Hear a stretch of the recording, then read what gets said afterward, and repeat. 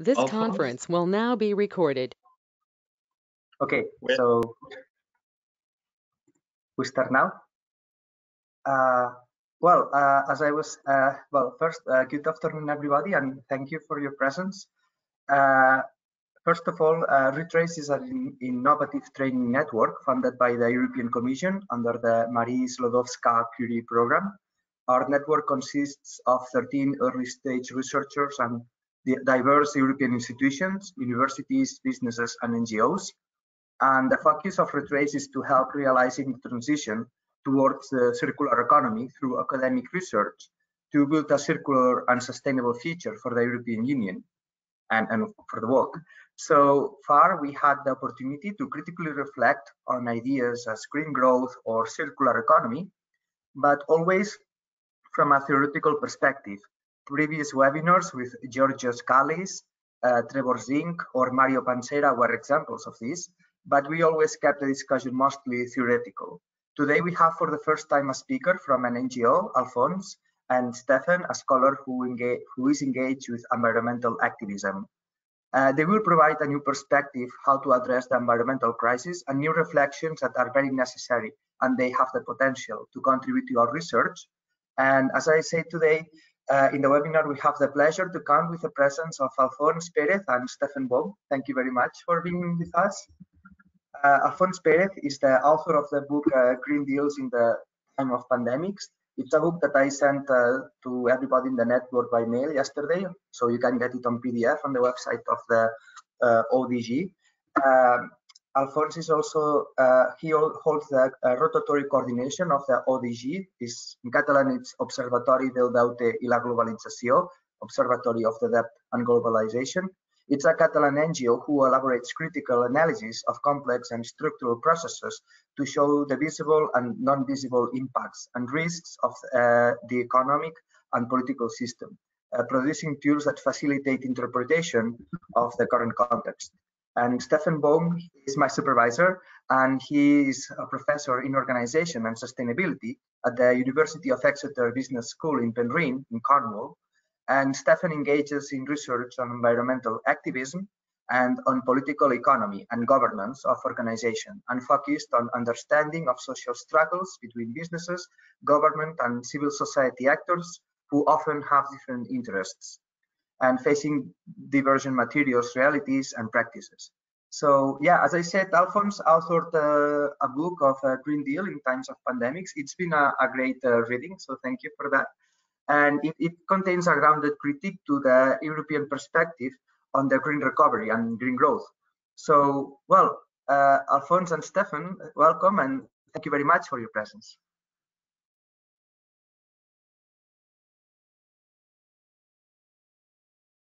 Thanks, Josep. Thanks. It's great to be here. So I think Alfons, you're gonna talk a little bit first. Is that right? Yeah, for sure. Should we have a little, just a little introduction to how we want to do this today? So it's meant to be a conversation between Alfons and myself in first instance, but then very much involving you know, whoever wants to join in. So we're trying to make this as interactive as possible. It's not meant to become a lecture of any sort, because the lecture has been written down in terms of the book already, as it were. So we're trying to keep this as interactive as possible. I don't use this particular GoToMeeting platform very much, but I imagine there's some sort of raising hands type of opportunity. I'm not quite sure where the button is. There's a chat as well.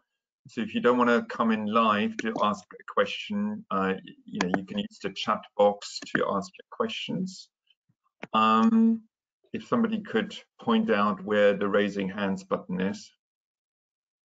I'm afraid there is no raising button, raising hand button, but usually we ask the participants to, you know, note on the chat if they wish to, you know, ask a question either live or just writing it down. And I believe that Josep will be kind and support the delivery of this, please. Great. Thanks, Patricia. So yeah, basically you have the chat box open and see what's going on the chat box. And if you want to say something, please raise your virtual voice in that way. And yeah, that's it really. We've got just under 90 minutes now, and Alfons, you prepared, I think, a little outline of the book and your argument in it. So why don't we start with that to kind of give us a bit of an introduction to this workshop today, and then we can proceed with our conversation. Yeah, for sure. Thanks, Stefan, and thanks, Josep, for organizing the webinar. And thanks to Jess for inviting me and for giving me the chance to explain a little bit the content of the book. But as Stefan said, for me, the most important thing is that we can have like a discussion and an exchange about the topics. And first of all, I would like to know that I would like to say that I hope that you are as good as possible in these difficult times that we are living, difficult and complex times that we are living right now. I'm talking about, for sure, about the pandemic, because everyone has their own experiences, and they are like really asymmetric between us, you know. So that's why I want to again to say that I hope you are as good as possible. And as a starting point for my presentation, I like to share with you how we see the present context right now. For sure, I'm gonna focus a lot on the green stuff, but I'm gonna try to connect it with the social and social movements and other issues. And when I say we, as Josep said, my organization is like a kind of NGO, like ODG, Observatory del Deute in Globalization, but it's also connected with social movements and environmental movements and feminist movements and ecofeminist movements here in Catalonia. And it's also part of some Spanish international and global networks. So we bring this critical analysis of what is going on right now from the perspective that is like actually explained in the book. So I like to explain that the title of the book is actually a compressed and condensed way to explain how is the context right now. If you have a look in the book, maybe you didn't have time to do it. I hope after the webinar you will have a look at on it. You will see that there are two plurals. It says Green Deals in a time of pandemics. We say pandemics in plural because for sure we are facing a health emergency, unexpected. I can say unexpected. There is a discussion about that, but the health emergency. But there is a tendency to say that everything is because of the COVID. And in our point of view, there are some preconditions that had helped this emergency, this health emergency to spread. So I'm talking about the economic and financial model for sure. And this economic and financial model has drawn us to a situation of overlapping emergencies, not only the health ones, but the climate, environmental, social, and feminist one. So we are living in a complex time. I'm sure that you know that, but this is our way to look at the present. And the second plural, when we say Green Deals, I'm sure that you are familiar with the concept of the Green New Deal. I think is a dynamic concept, that a kind of umbrella framework for a strategic framework to set of policies, programs, and plans and proposals to combat environmental issues, and specifically climate change. But sometimes when we talk about Green New Deals or Green Deals in general, we are talking about what the institutions are proposing. We want to highlight that there are some CSO, civil society organizations and social movements that are just pushing for we can call it Green Deal. This is there is a concept discussion on that. But anyway, they are just pushing as well for some radical and structural changes in order to face and to combat these environmental issues that we have to face right now in the third decade of the 21st century. I'm talking about like the Pacto Ecosocial del Sur, Green New Deal for Europe, and Feminist Agenda for Green New Deal. So the other documents, other agreements that were like put it in public, where voices from indigenous people, from post-extractivism, degrowth, or ecofeminism are there. Proposals that go far beyond the ones that the institutions are proposing right now.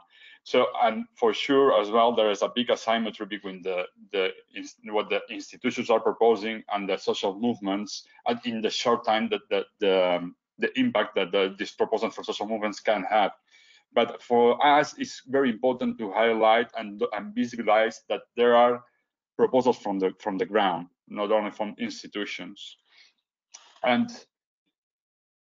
another thing that is important, again, there is a discussion in the book, is why the Green New Deal is what do we have to highlight Green New Deal concept right now.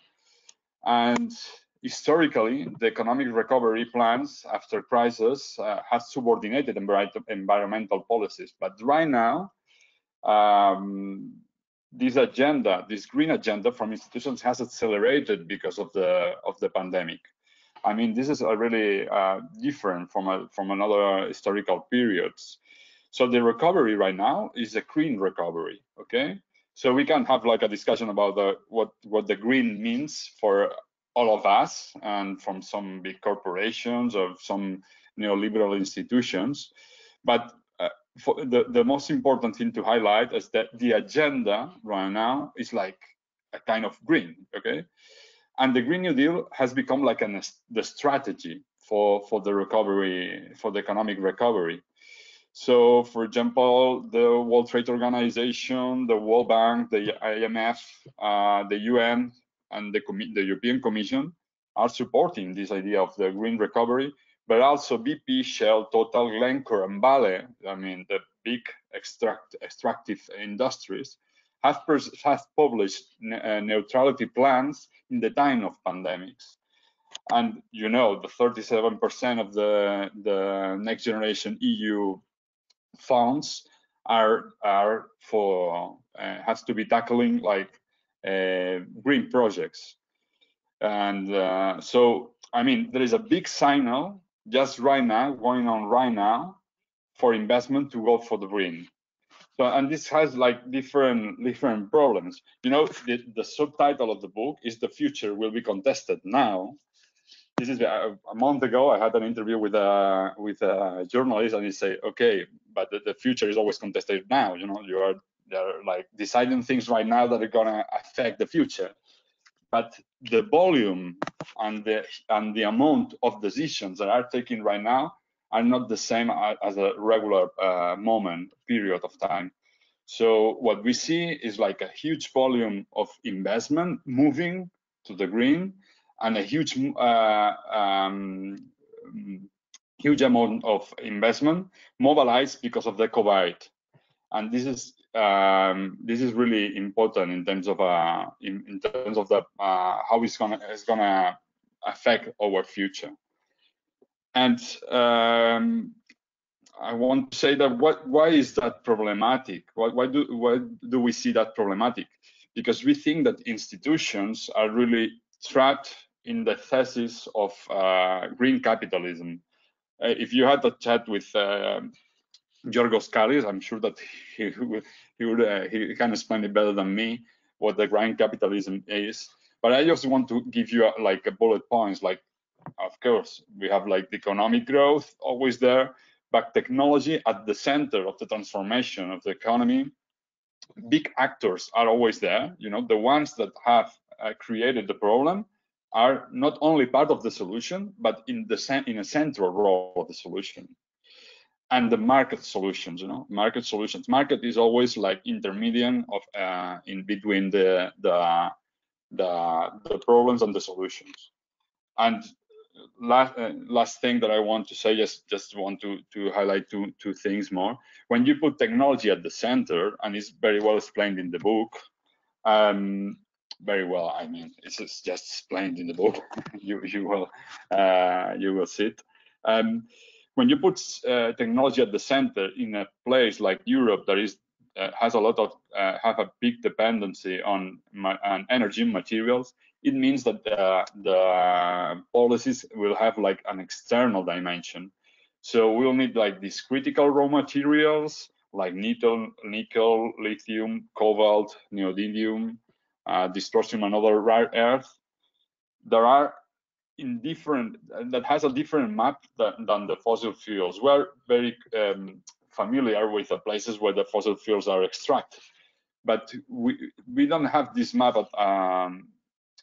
We don't have that clear the map of these critical raw materials. So we are moving from a monodependency of fossil fuels that we know to a multiply dependency of critical raw materials that need for sure mining and deepening extractivism.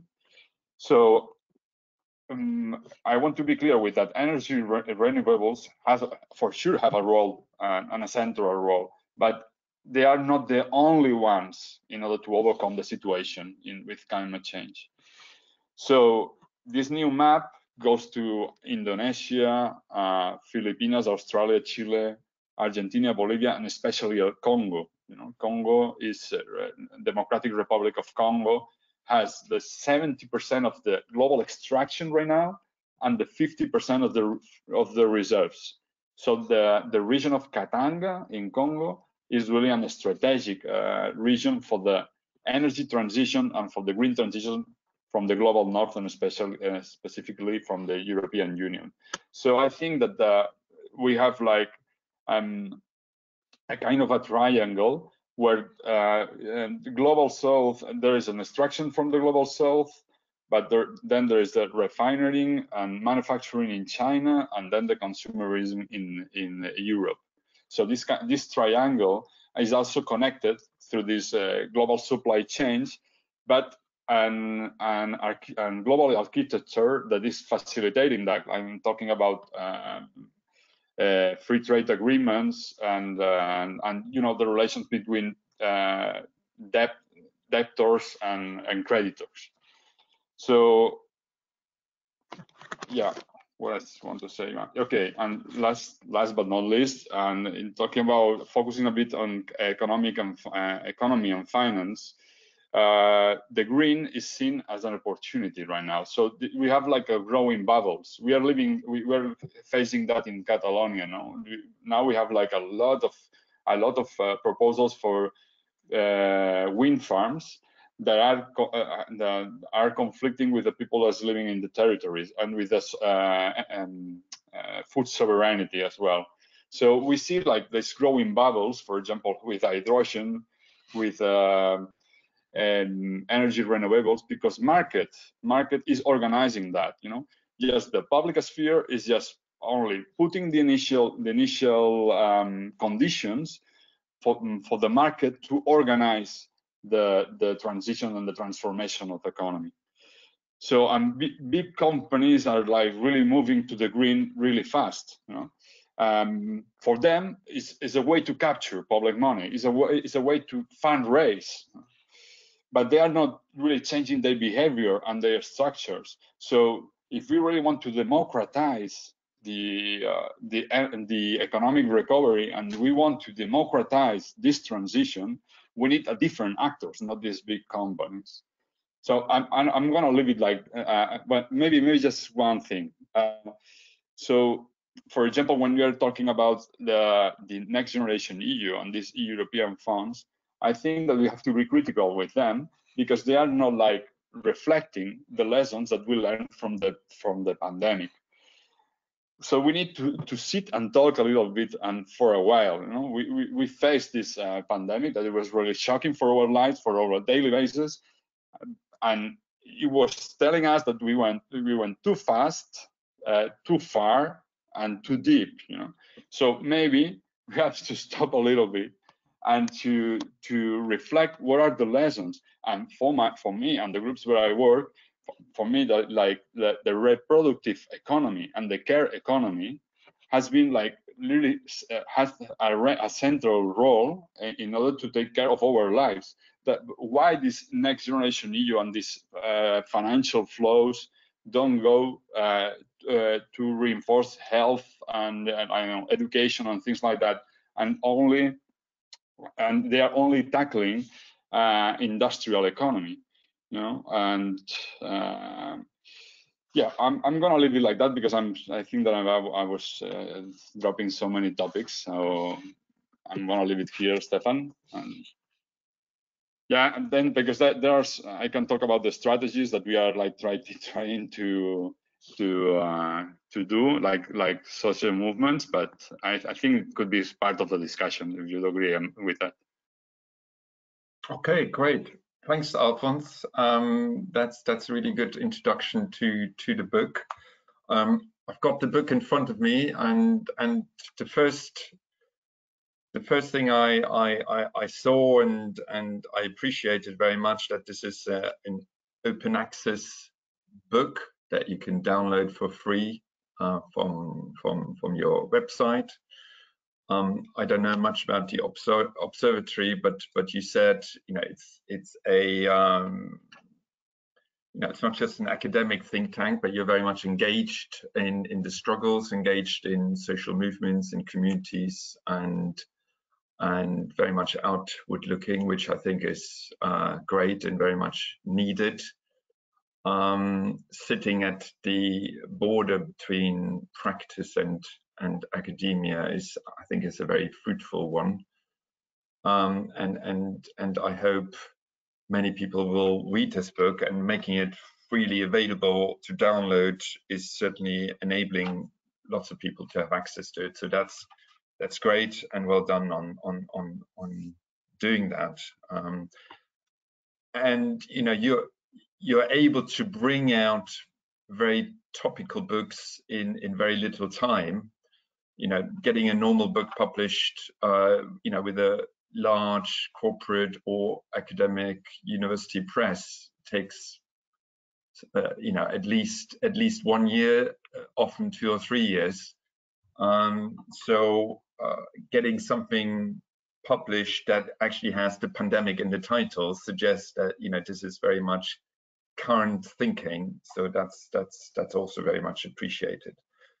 The book touches on many topics, and it's a kind of a whistle tour, if you like, you know, looking at a variety of the contested spaces as the you know, as the title, the subtitle suggest. You know, the variety of contested spaces in what we call, you know, the green deals or the emerging green capitalism. So it kind of provides a very good introduction to the many struggles, to the many contested topics that are being debated.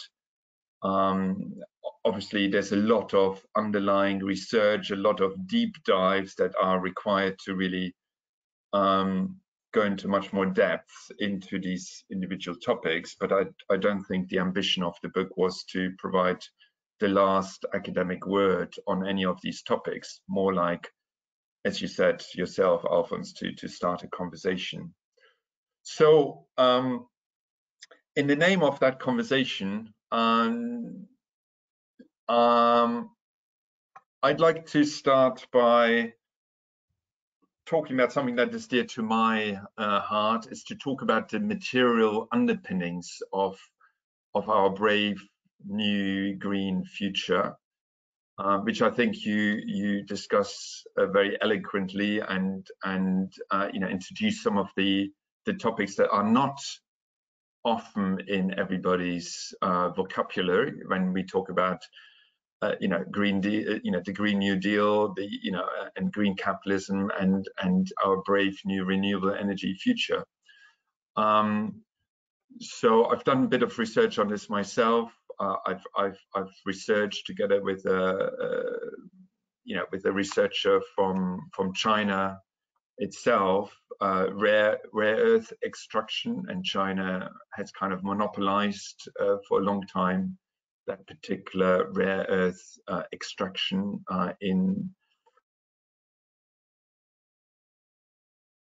and so yeah, I've written a paper on that and working on more research on that. And what is absolutely striking is that most new technologies, whether we're talking smartphones or any kind of other smart technologies, or wind turbines, solar panels, electric motors, anything that we normally name as being the future, that basically is wholly and utterly dependent on very environmentally destructive, extractive industries like the rare earth extraction, which you touch on and which you introduce in this book, which I really appreciate. So I'd like to really have a discussion with you and everybody else here on this particular point, because I think it's one of the most misunderstood and not widely debated aspects. So in public discourse, at all levels, at state levels, in businesses, but even in NGOs and sort of more, basically the environmental movements, basically 95% of the people you talk to, the most radical option to decarbonize and the most radical option to put this global economy on a greener footing is basically to invest heavily in renewable energy, right? That's the kind of the most advanced outpost of the environmental movement, right? So basically we are fighting against any kind of transition energy solutions such as gas or capture and storage kind of solutions that the energy industry is putting forward, right? Because what we want is renewable energy, right? And then normally the debate stops. And I think that's really, really misguided, because there are a few papers around, and I can dig them out and put them in a chat, where in very highly respected journals such as Nature Climate Change, and these kind of journals, where researchers, academics have basically done calculations, right? That if we overnight changed all of our energy production from fossil fuels to renewable energy, then basically we don't have enough minerals in the ground at the moment to make that transition, right? So what are we talking about? We currently don't have the material capability to switching everything from fossil fuels to renewable energy. It's just simply not possible. And that's just about resource availability. The next thing would be to talk about the social, as you do in the book, briefly, but very much pointing your finger to it, talking about the social and environmental implications of the extractive industry, which we are very well aware of. We just don't often put the decarbonization renewable energy discussion together with our critiques of the extractive industry, because most people don't put the two together, right? So that's basically what I would like to discuss, which of course creates a conundrum of if you then start critiquing renewable energy, and there are a variety of research papers now being published that look at large-scale colonial type, neo-colonial kind of struggles in places like Southwest Mexico, for example, which has developed huge amounts of wind energy over the last 20 years, where basically land-based communities, indigenous communities are being displaced, livelihoods being lost because of massive renewable energy investments, so this then creates problems of what you know, are we if we're critiquing renewable energy in these kind of ways, are we then running the danger of providing an argument for the fossil fuel lobby and saying, oh, you know, who for decades, of course, have said, well, you see, we need fossil fuels, we need, you know, their jobs connected to that, and actually they provide energy security, and that's been the argument for a long time. So how do we deal with that political conundrum of critiquing the most progressive politics in terms of supporting renewable energy, but at the same time then perhaps providing arguments for the fossil fuel lobby? Sorry, I opened a lot of issues, but do you have any thoughts, Alfons? And then everyone else, please put your thoughts and questions in the chat, or say that you actually want to say something live. But Alfons first, please.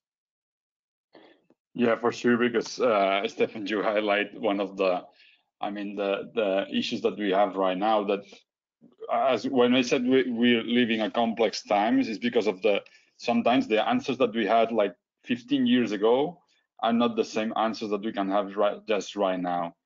Me, as a part of an activist, or part of an environmental movement, I was supporting a lot of renewable energy. But now, how I see the movements of investment, the big actors that are behind that, and you know, the volume that we need, you know, if we don't argue, or we don't have a debate about the demand of energy, so this is going to affect, like, I mean, communities out of Europe, abroad Europe, and these are very complex arguments, because, as you said, you can be trapped by the fossil. I mean, the fossil arguments, no? That they are like. But even right now, even the big fossil corporations are moving a little bit to the green debate. You know, they are not opposing right now. Maybe they are not deniers, right? They are just delayers, but they are moving a bit. So it's really complicated. I just want to share. Just want to show you just one slide. As I said before, I think this can help with the explanation. Are you just? Do you see like a kind of a graph or an infographic? Yeah, we can see that. If you can make it a bit bigger. Trying, because let me see if it's. But it's okay. We can sort of see it if you want to talk to it. What about now? Is it bigger right now? Yes, that's great. Okay. Anyway, I mean, if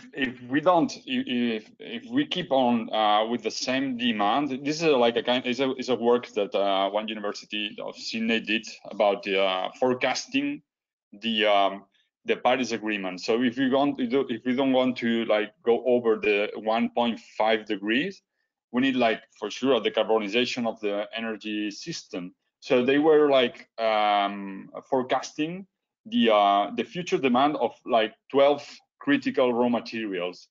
And what they said is that we don't have enough cobalt, we don't have enough lithium, and we don't have enough nickel and some rare earths, even for the scenarios with a huge recycling and improvements on efficiency. And for example, for cobalt, it says that the demand is going to be multiplied by 6 or 17, with lithium to 15 to 88 times, and nickel from 2 to 3 times. What I'm saying is, like, yeah, for sure we have a problem on supply, you know, and that there are so many groups that are working on that, on this kind of forecast. We have a problem with supplies if we don't talk about the demand, so that the growth on demand, but also if you multiply by 15 or 88, extractivism in some countries or some territories will have like a lot of social, environmental issues and problems, and big problems. So I think this is one of the things that we have to highlight. And the big question is, do we really want to have a just transition, and a just for whom?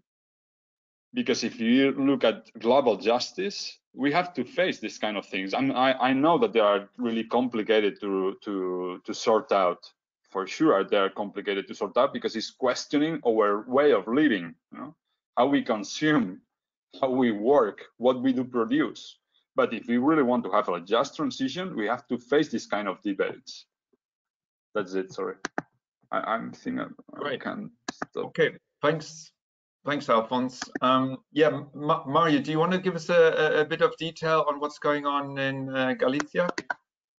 Yes, thank you, Steffen. First of all, thank you very much for the two introductory speech. Really much appreciated, both of you. I want to make a couple of points, and then I will link to the Galicia case.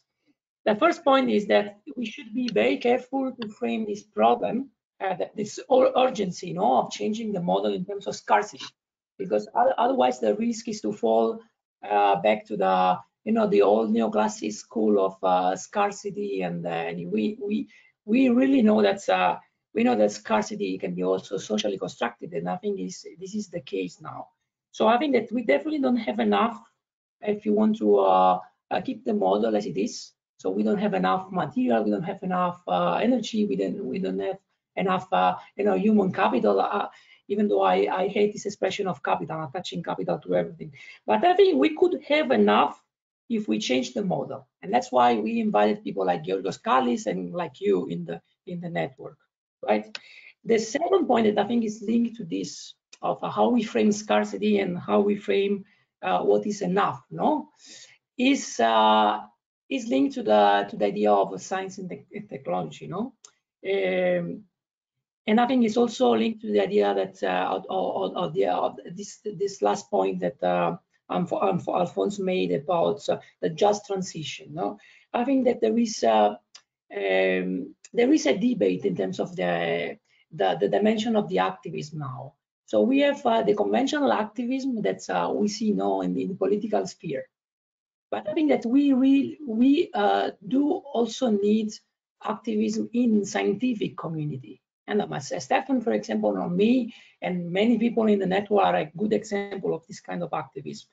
But I think that's together with this activism, we need to create, or we need to create alliances to create a different way of framing science and technology. And I think this is crucial. And this brings me to the example of in Galicia here.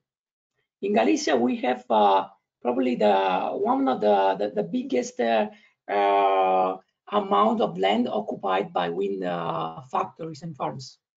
Now, I'm not an expert in the topic. I'm collaborating with one of the professors here in the University of Vigo that is managing this observatory of wind farm in Galicia.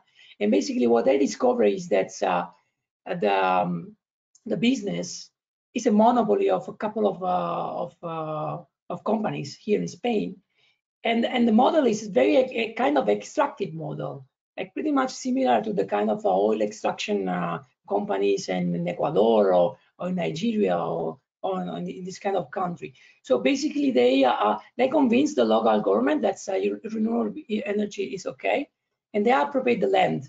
And then you know, there is no compensation, there is no virtually no monetary income for the local community, that in most of the cases have to abandon the land or need to, like, you know, change the land use. They used to you know, have cows or cattle or other animals, or they have like a commons way of managing the land.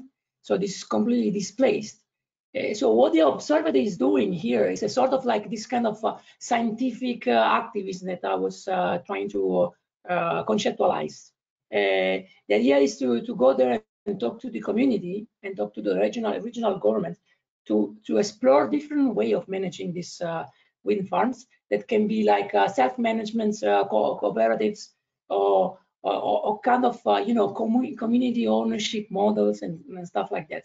The problem is that there is a political clash here, because the junta, the local government, is a right wing, even though it's not like the far right. It's kind of like mild right wing government, but still they have like a neoliberal orientation, and they still thinks that technology will save us, and technology will be produced by companies, by big companies, and local community have nothing to say in this battle.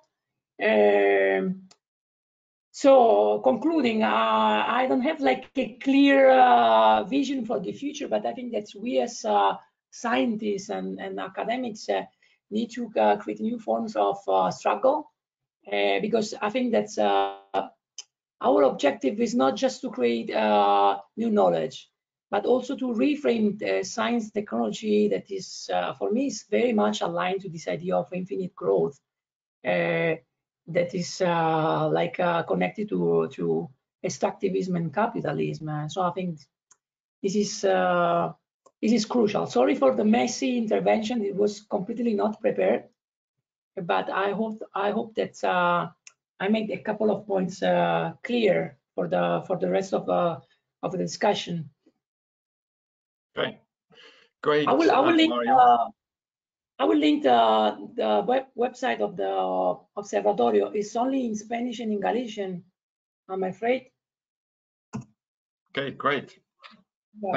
Thank you, Mario. Thank you. We'll look at that website. So yeah, I mean, I found some images from Galicia and research I've done with a colleague in West Mexico. So yeah, some of the images of the wind turbines going up there are quite frightening. Renato, you said there's something similar going on in southern Italy. Do you want to tell us more about that?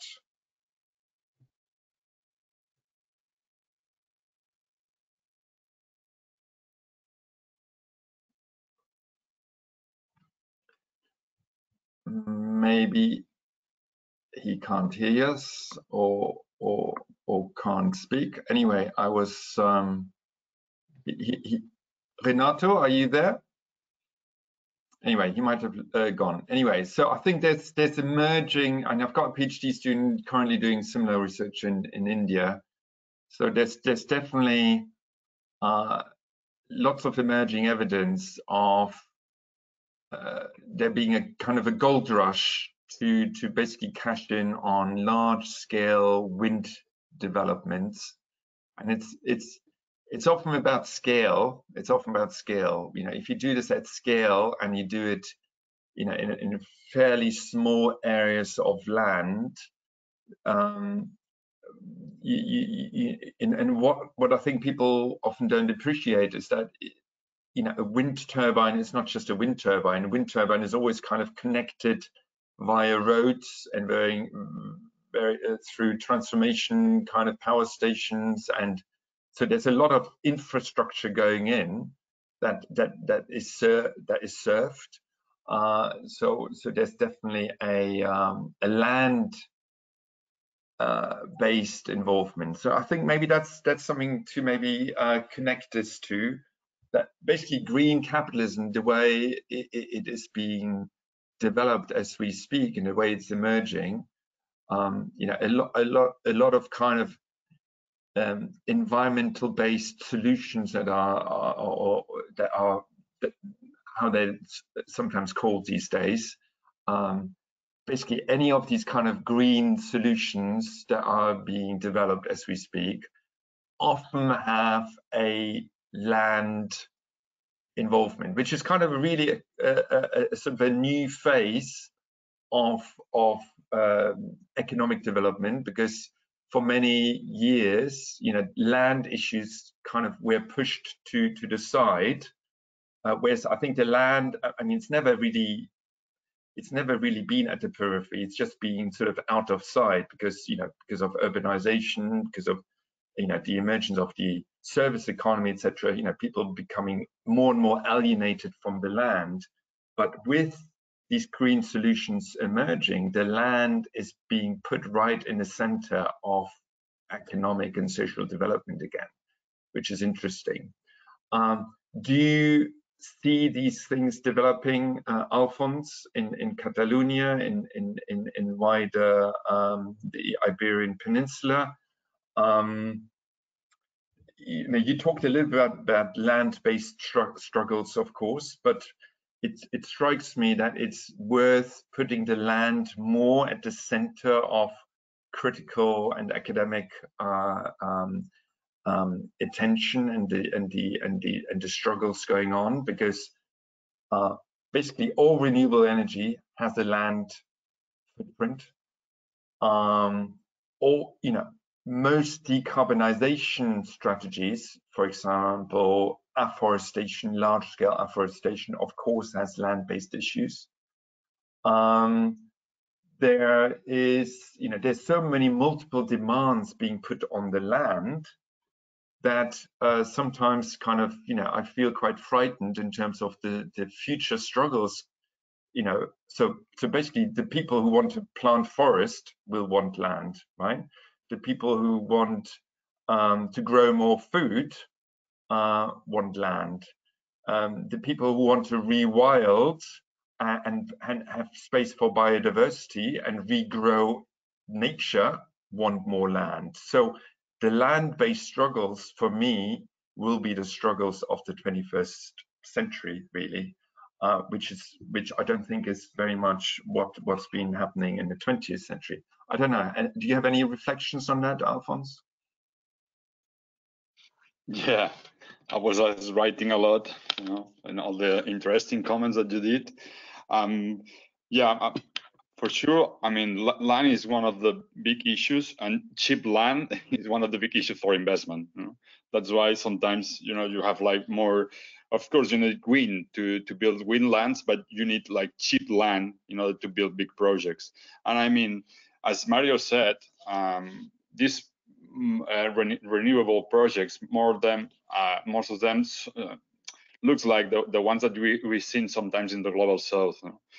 So they are like kind of an extractivist project. But I would like to portray that the scale of the projects are like reflecting how the finance work. I mean, finance need like a concentration and big actors, and that's it.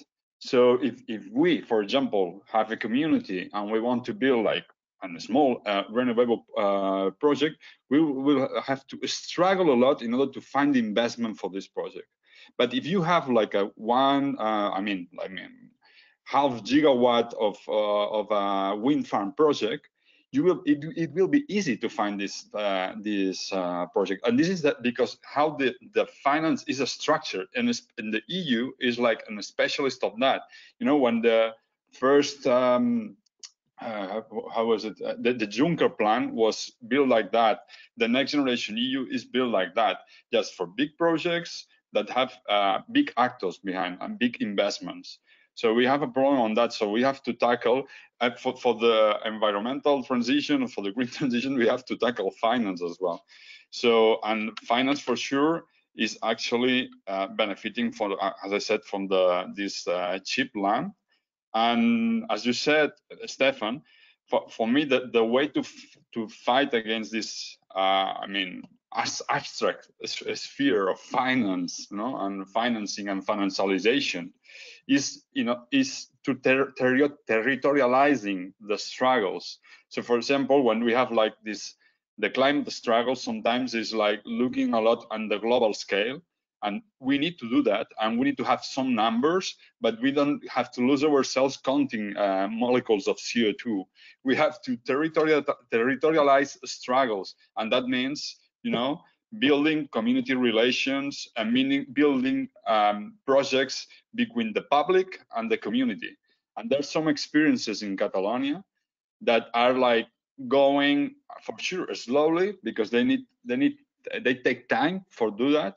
For example, of sharing finance with the municipalities, but some communities working and participating as an energy communities.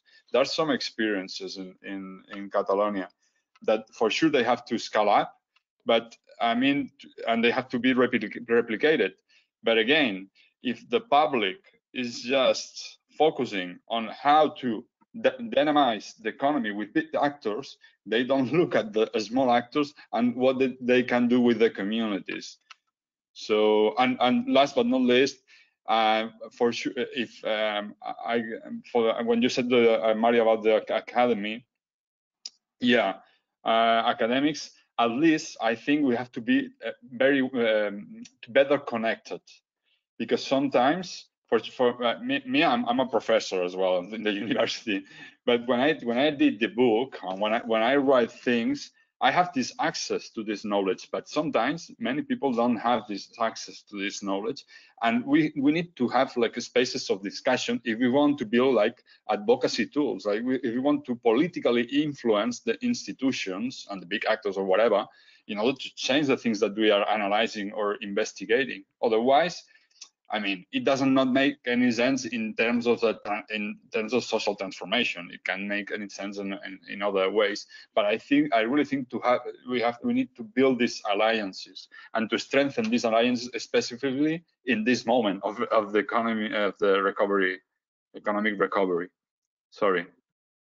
Okay, thanks, Alfons. Again, there were many things in there which we should come back to. And Josip, I think let's come back to the role of academics, as it were, and what we can do. Maybe when we come back to this question of, you know, what is to be done, you know, towards the end. I'd just like to ask anyone who would like to come in and ask a question. Charles, you ask a question. Sounds very interesting.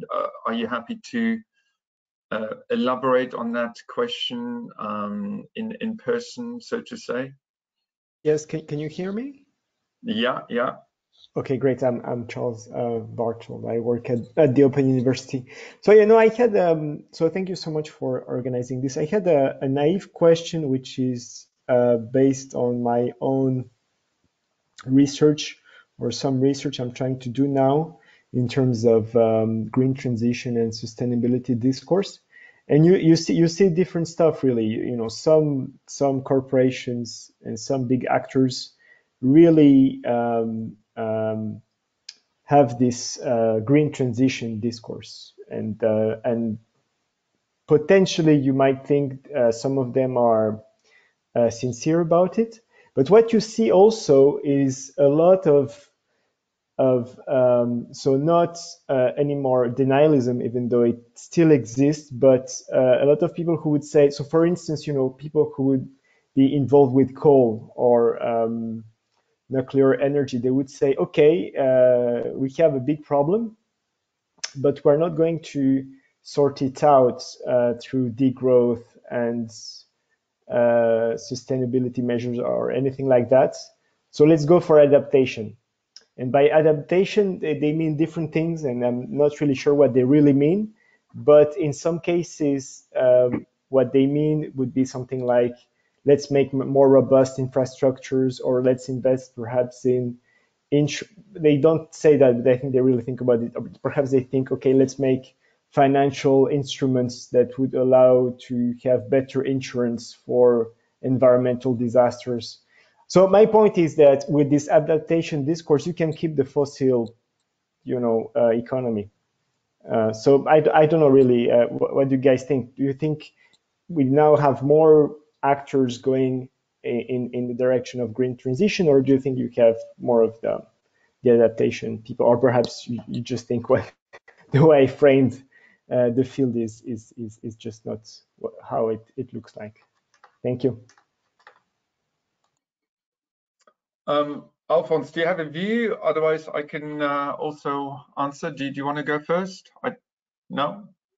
Okay, I'll offer a few views. I mean, I think what you're painting there is, and I think what the book is painting very well, is a picture of there being multiple struggles going on at the same time.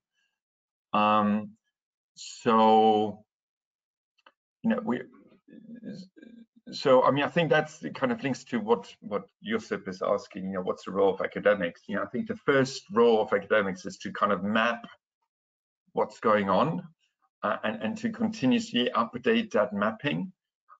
And so I think we've certainly seen a shift, you know, over the last 2 years in terms of, you know, the global awareness and the discourse of climate change. You know, in a way, it feels like déjà vu, because, you know, I became politicized around environmental issues and climate change in the mid-2000s, so from 2005-6 onwards.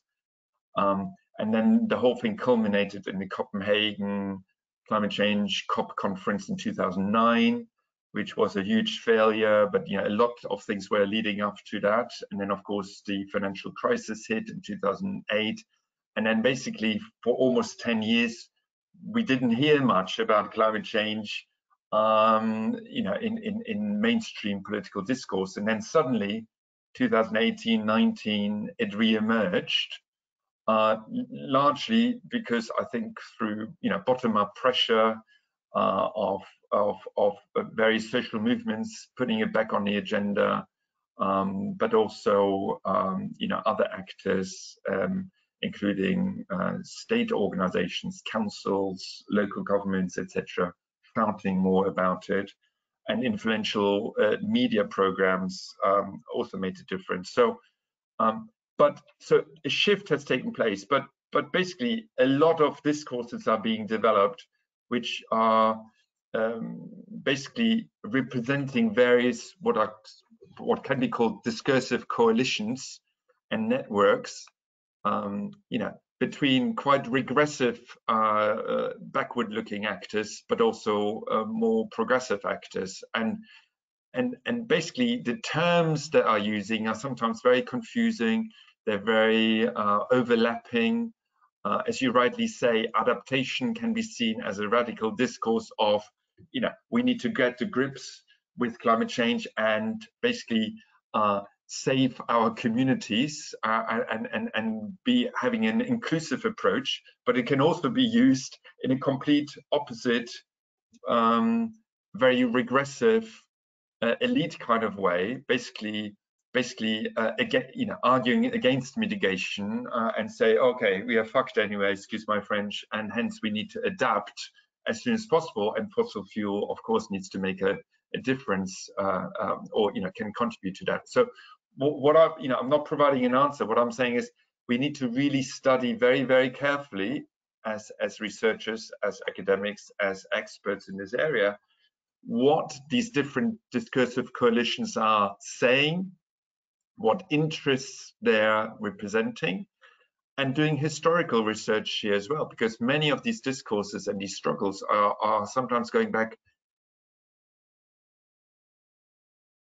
my age now, but I remember the whole thing started in the mid-80s, culminating, the first culmination was the Brundtland report, which was published in 1988-89. That was, you know, one of the cornerstones of that struggle. And then, you know, that's the first time world governments listened, and that's why we had the Rio Earth Summit in 1991, right? Many of you on this call were not even born then, right? So these things are going back decades. So we need to do some historical research about shifting alliances, shifting coalitions, so that we understand what is being uttered and signified today. When, you know, I remember several years ago, you know, the coal lobby basically came up with this term, green coal, right? Green coal is a political, you know, move by the coal lobby to basically move the coal industry into the discursive realm of climate change and green capitalism, right? And then now it's been completely disregarded. Nobody believes in green coal anymore. But only 5 years ago, you know, and 10 years ago, everybody talked about green coal being absolutely legitimate and absolutely a possible solution. Anyway, Alfons, do you have any views?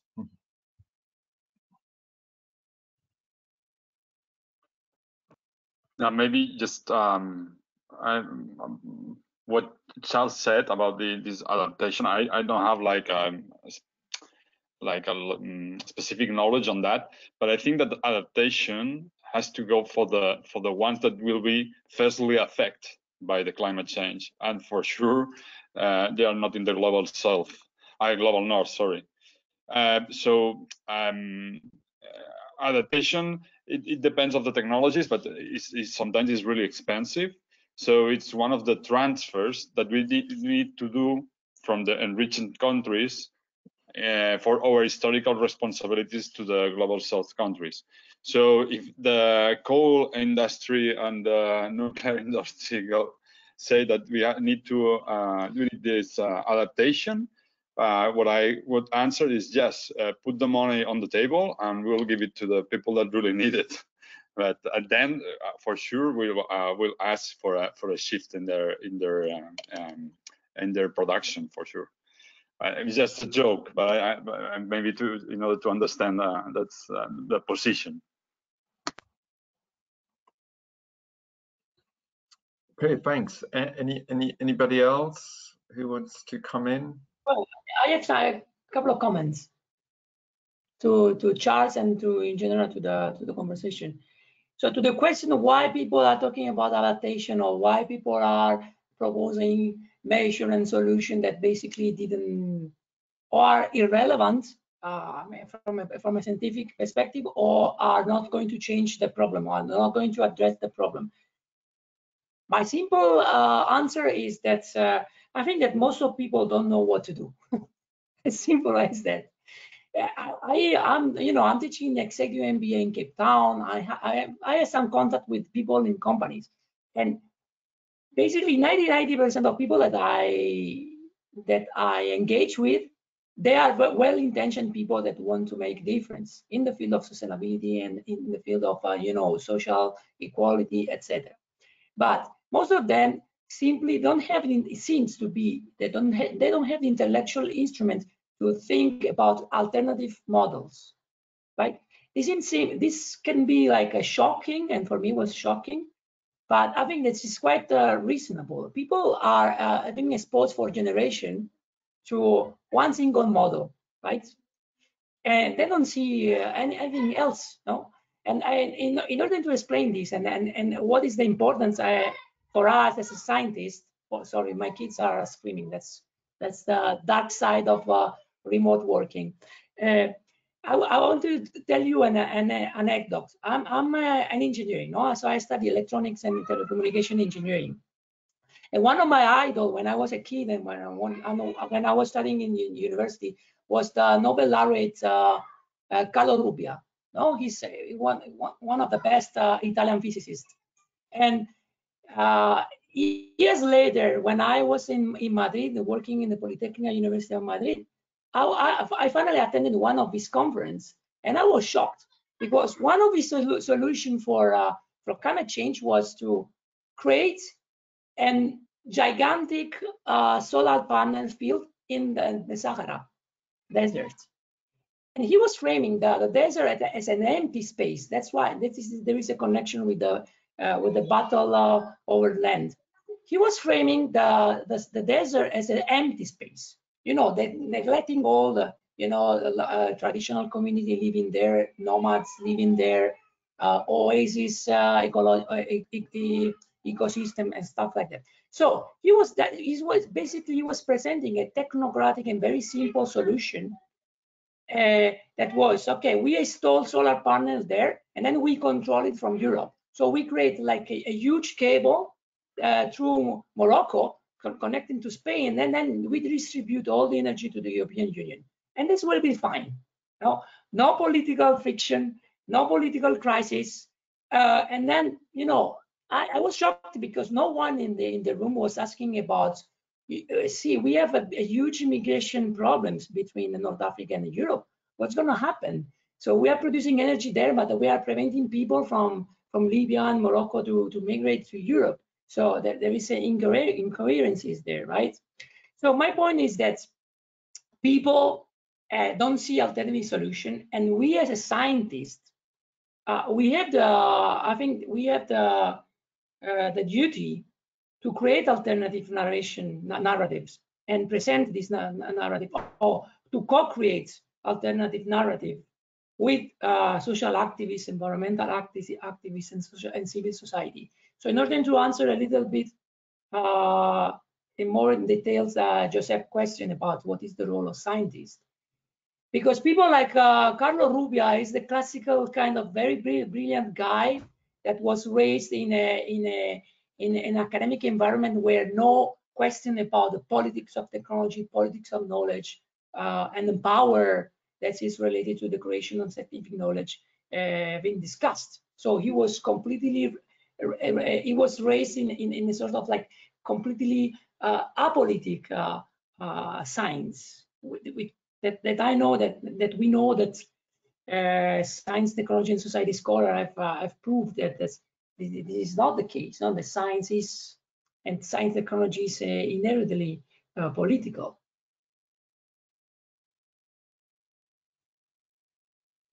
Yes, and of course colonialism, as Charles is putting in the chat.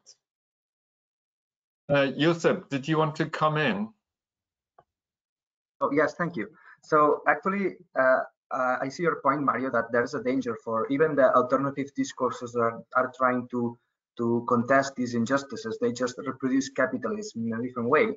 And my question is about this crisis of imagination, and what is your experience, also to you, Steffen and Alfons, because you have much more experience than us in the fields of NGOs and activism.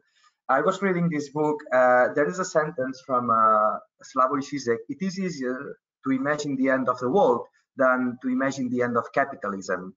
So many authors and scholars claim that today's society is not even able to imagine these alternatives to the system that you are describing. So what is your experience in civil society and activism? Is this statement true? Is people actually able to see something beyond capitalism, or we are just stuck in reframing the same system in different ways?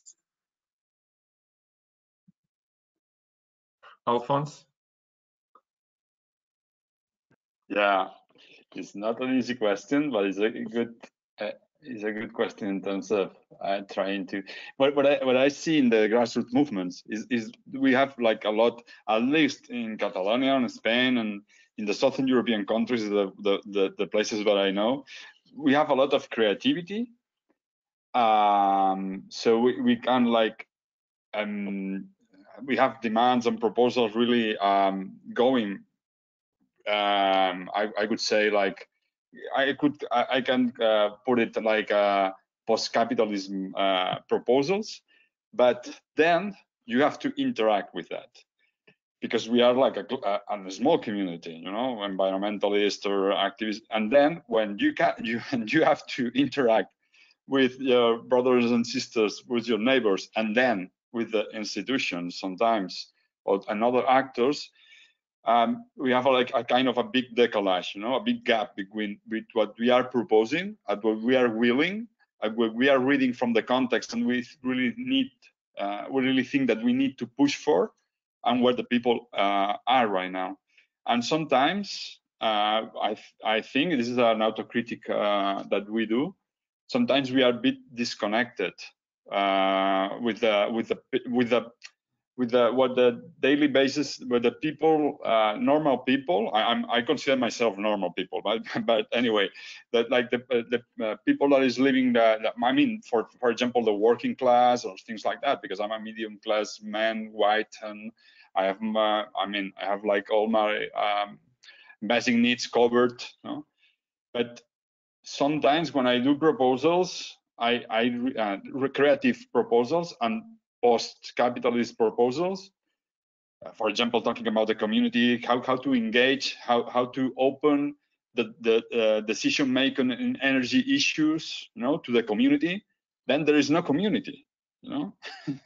So we did a proposal, for example, to open a space of debate about energy in the new energy company in Barcelona. We have like a public company like a retailer in Barcelona, and we did like a process in order to open the governance to the people to participate. But there were no people there. Nobody wants to speak, to talk, to debate. We don't want to spend our free time deciding what an energy company in Barcelona will do or not. We just want a plaque and that's it. So I mean, there is like a work. I mean, like de fondo, no? You know, like a long-term work that we have to do. And sometimes, for example, I wrote an article just 3 weeks ago, no, in the 1st of March, of May, sorry, just pushing for a proposal of reducing working time, reducing working hours. Why? Because I really think, and we really think, it's not just me, that it can be like a proposal that is gonna engage people, and then from there we can talk about feminist economy, because if we work less, we can just share the reproductive economy, and if we work less, we will have free time to decide things, blah, blah, blah, blah. But we need like proposals that are tackling real problems that, I mean, normal people, let's put it like that, let's call it like this, have. Otherwise, like the creativity has no real changes in transformative changes. I'm sorry, a bit disorganized in my argument, but you were like stimulating different parts of my brain. No, but I totally agree with you. I mean, I've been researching responsible innovation in the EPSRC in the UK, now in Engineering and Physical Science Research Council, which is the biggest founder, one of the biggest founder in the UK of scientific projects in the field of physics and engineering. And one of the problems that we also as an academic have is that limitation of time, that we don't have time to engage with society, not only society.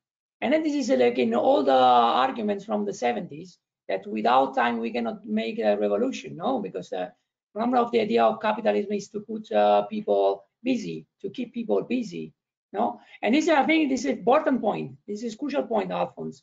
And then the second point is that we lost somehow the capacity to the training of democracy, because democracy is a very powerful tool, but we need to be trained to take decision, and we don't have any kind of training.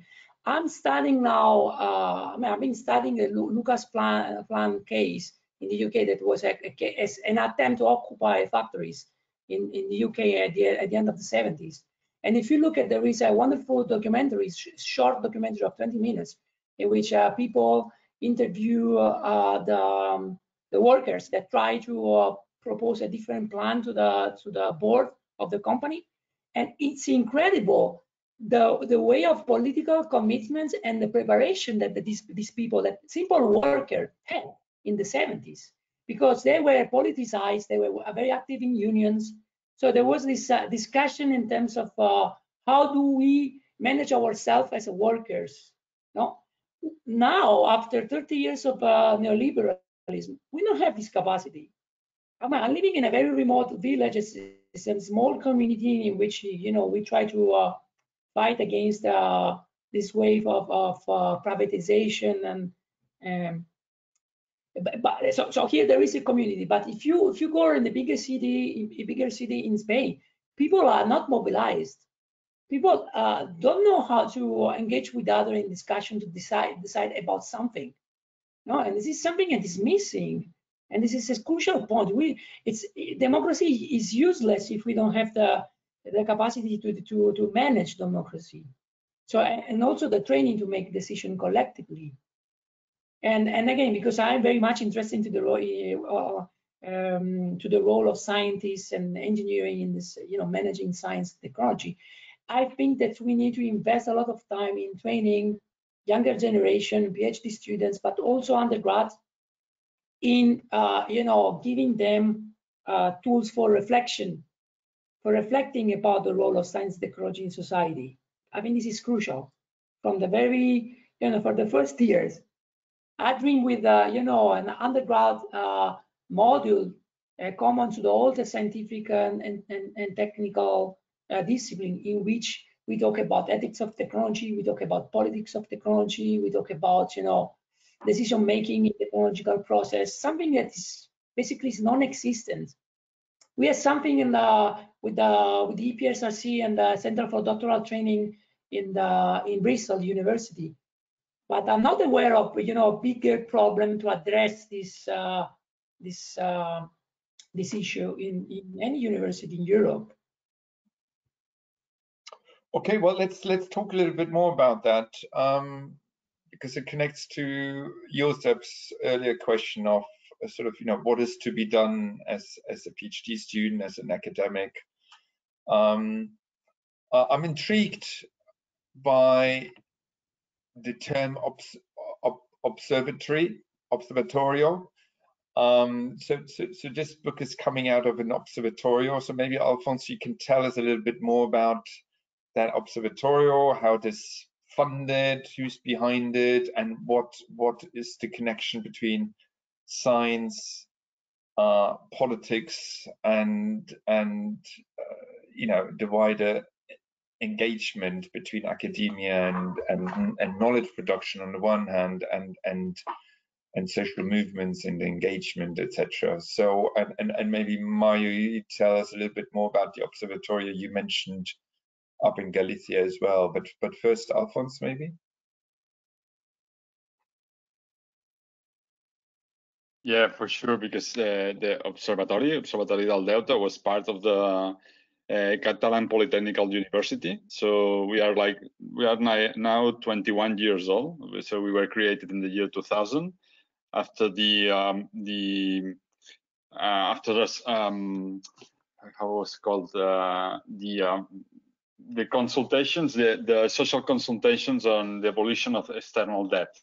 So that was organized by a few people that were part of the observatory. So we were in the university, so we were like a kind of a part of a research group, but we were kicked out of the university, and ourselves, we wanted to go out of the university because we were criticizing one of the founders of this university, that was Repsol. And so at some time we had like a big arguments with the university, so we decided to go independently.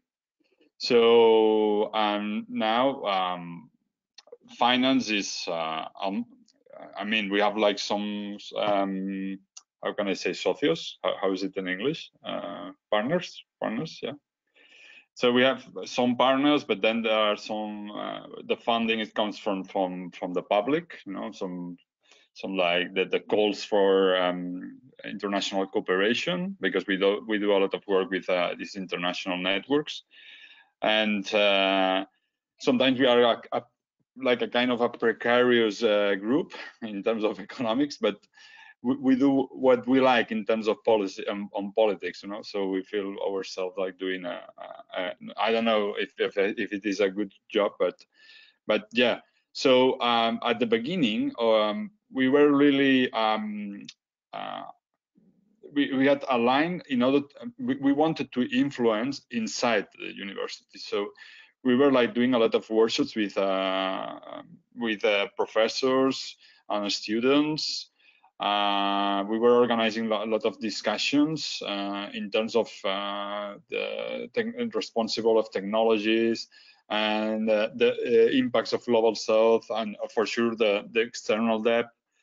But at some point it was really complicated. You know better than me, you know, how the universities are structured as well. I'm sure that there are so many different universities. I'm talking about our case. It was better to go like out of the university and doing the stuff we were doing outside the university, although we have like this really close connections with the university. Me myself, I'm a professor in this university, but I have like this two separated spaces right now. I don't know if you will clarify a little bit how we created, but I really think it's a good point if you have like I mean a coincidence in the view how the future can be and things like that. To do like sometimes we only do a spin-off in terms of to contribute to the economy, you know, in classical terms. But I mean, it's good to have like these spin-offs of I don't know if it's social think tanks or whatever you want to call it. Yeah. Well, I mean, I can completely empathize with that sometimes you know, universities proper, or you know, certainly today's sort of often neoliberally run universities are not often the right places to do this kind of work. And I mean, just yesterday I worked on a reflective essay on co-founding an open access publisher called Ephemera, which we founded you know, 20 years ago, and we were just writing a sort of a little reflective piece of why we did that 20 years ago. And yes, when we wrote that, part of the reflection was about, you know, why it was politically necessary to set up an open access press. Yeah, because today's publishing industry and universities are often not really interested in creating knowledge that is accessible to all, and it's becoming an industry that is sitting behind firewalls and lots of companies making lots of money with it. So there, you know, there's certain structures behind the university system and the academic knowledge production that we as researchers, as professors, as PhD students need to be aware of. Knowledge production is not a value-free thing that is happening in a vacuum. It's you know, the university is very much plugged in, and it has always been plugged into you know, the state capitalist kind of nexus that you know, to create the structures of engagement that we are all aware of. So, but at the same time, it offers a lot of holes. It offers a lot of opportunities to doing things differently, for activism, for creative thinking, for innovation, for creative difference. So you know, it's a contradictory space, the university. So what is to be done, Josep, is first of all, again, to map, to understand, and also to self-reflect of the structures we are engaged in. And then, I mean, for me, it's always been important to engage with progressive social movements, with community groups, either local or global, and really go beyond, you know, my academic office doors and beyond sort of my academic edifices. You know, to go into the community and work with businesses, work with NGOs, work with state organizations to A, understand what's actually going on the ground, and B, to influence practice and to learn from practice. So that I think is key to kind of coalition building, key to for doing academic work in a kind of a more action-oriented way. Any other views on that by anyone?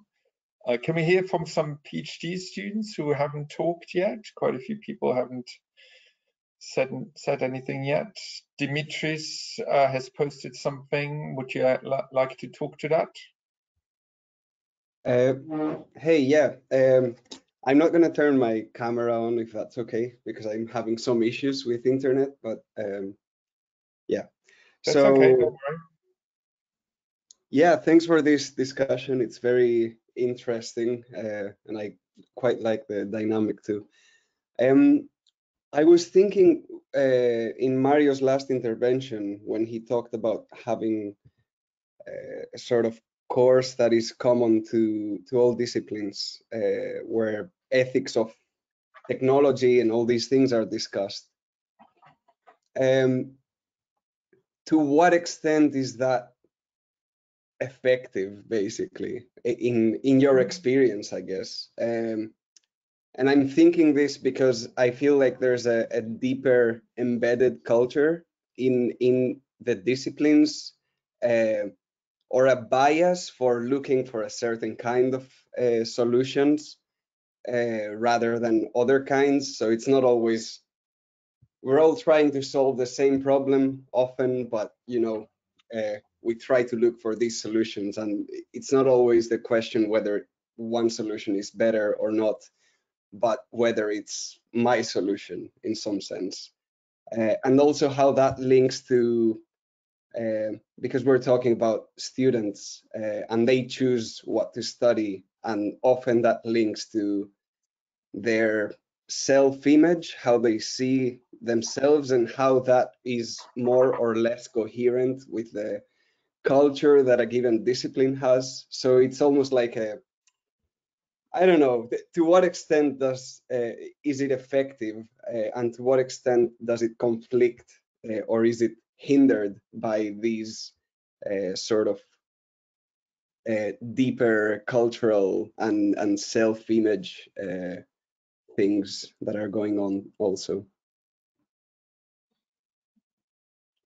Well, I'll give you an example. In 2013, the University of Bristol stopped a project on geoengineering that was funded by the EPSRC, the Research Council, with millions of pounds.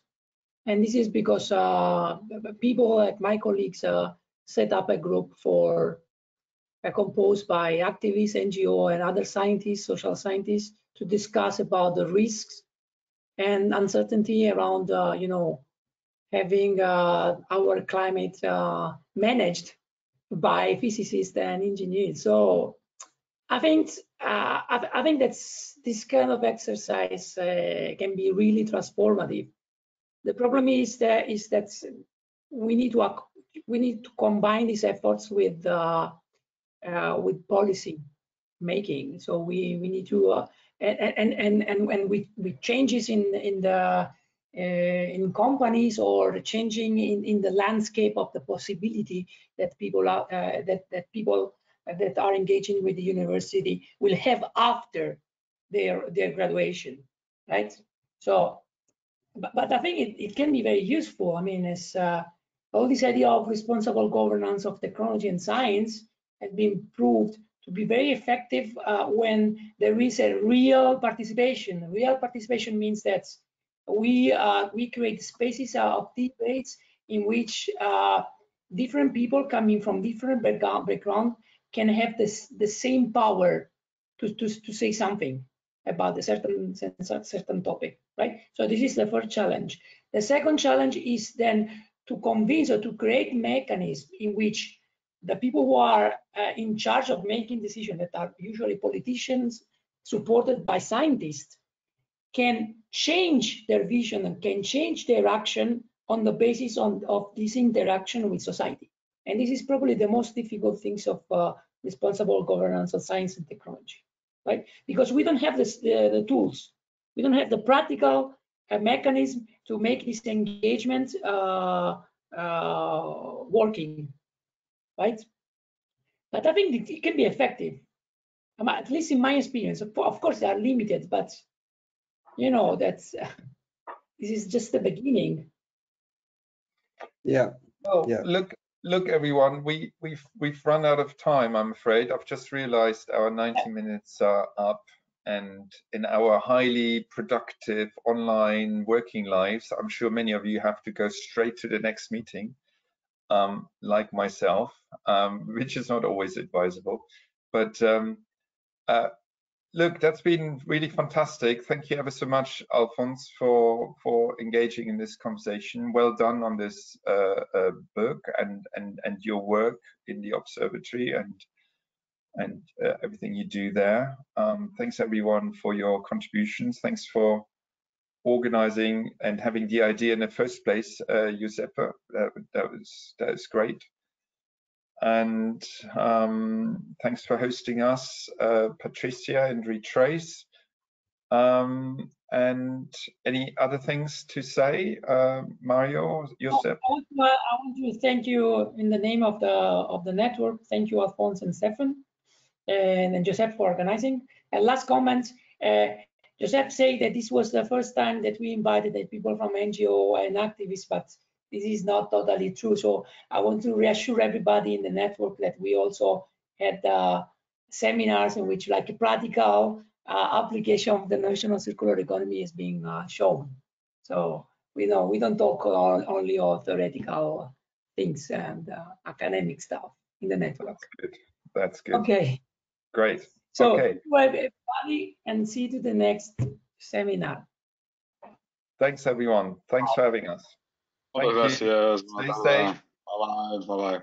Thank you. Thank Bye you very bye. much.